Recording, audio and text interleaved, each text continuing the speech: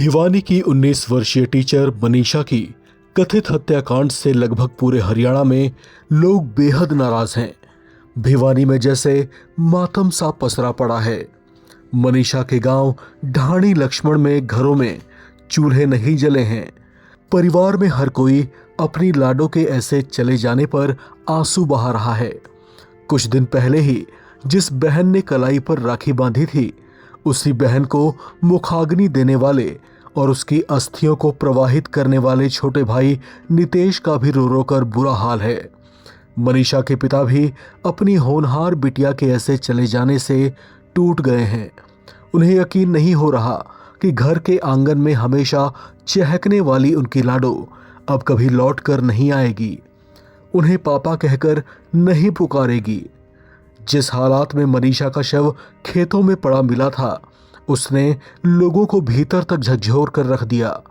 11 अगस्त को मनीषा अपने घर से स्कूल जाने के लिए निकली थी। पिता को उसने बताया था कि स्कूल के बाद वो पास के नर्सिंग कॉलेज में प्रवेश के लिए भी जाएगी, लेकिन उसी दिन से वो लापता हो गई।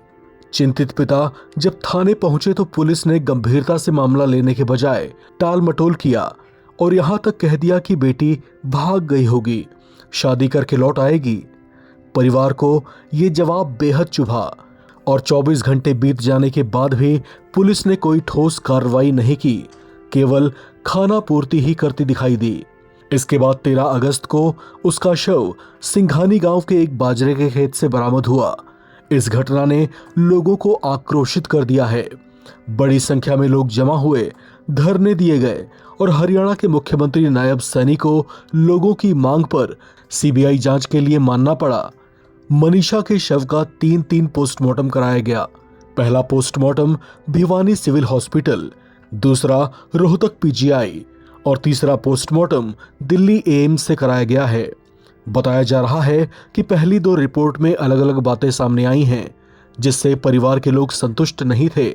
खुद हरियाणा के डीजीपी शत्रुजीत कपूर ने लोगों से संयम बरतने को कहा है और ये भी आश्वासन दिया है कि सीबीआई मामले की गहनता से जांच कर रही है और ऐसे में लोगों को धैर्य दिखाना चाहिए।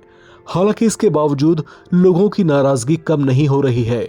मनीषा को इंसाफ दिलाने के लिए अब 24 अगस्त को हरियाणा बंद का आह्वान किया गया है।